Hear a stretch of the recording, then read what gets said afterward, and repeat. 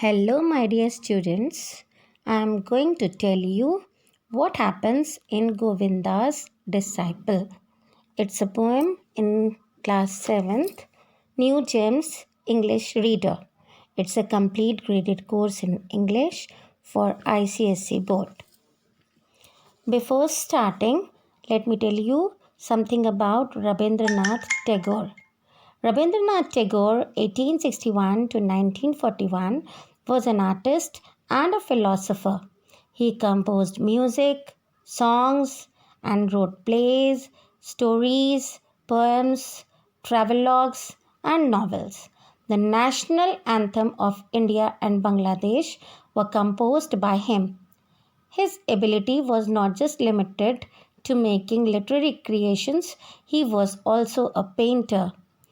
He won the Nobel Prize for Literature in 1913 and was the first Asian to be honored with it. Tagore was popularly known as Gurudev. Now listen to the poem. Far below flowed the Ganga, quick and clear. Above frowned the jutting bank. Hills dark with the woods and scarred with the torrents were gathered around. Govinda, the great teacher, sat on the rock reading scriptures. When Raghunath, his disciple, proud of his wealth, came and bowed to him and said, I have bought my poor wealth, unworthy of thy acceptance. Thus saying, he displayed before the teacher a pair of gold bangles studded with costly gems and emeralds.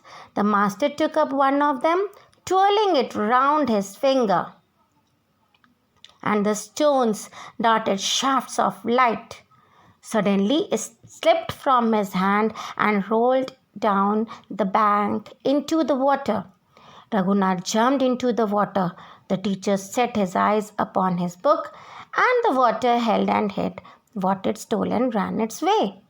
At sunset, Raghunath came back. He begged him to show him the place where it fell. The teacher took the other bangle and threw it into the water, saying, There it is.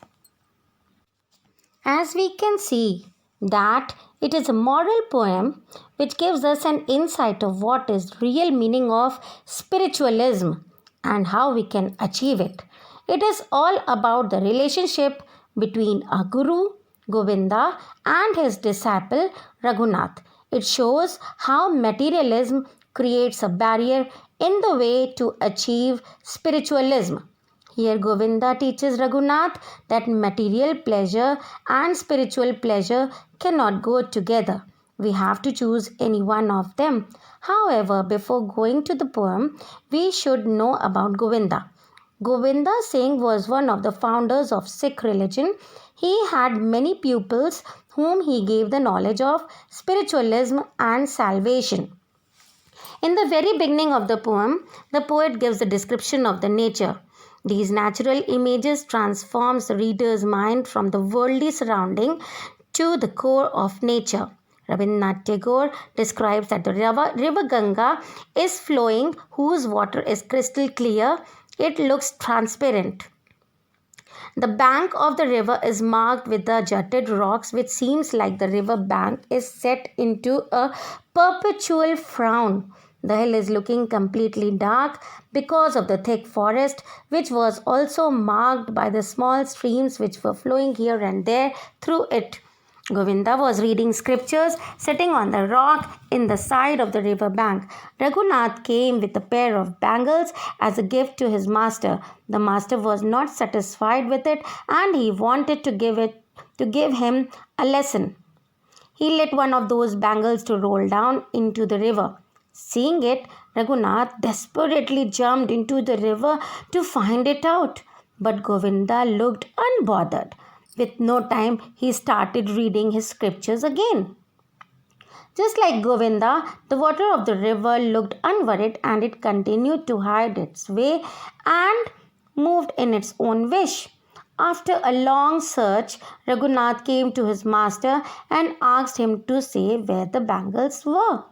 But suddenly, to Raghunath's shock, Govinda threw the other bangle into the water and said, Here it is. This is how the poem ends. This is how he teaches a lesson to his disciple. The true quality of a teacher is to show the right path to his disciples. Here in this poem, it is shown very clearly. Govinda taught Raghunath that we should leave the attraction for material pleasure, and then only we can feel the spirituality. The poem ends in a very abrupt manner, which gives us a strong and powerful message. I hope you have understood what is there in the poem. Thank you for listening and watching. Thank you, dear students. Keep watching, keep listening. Bye bye.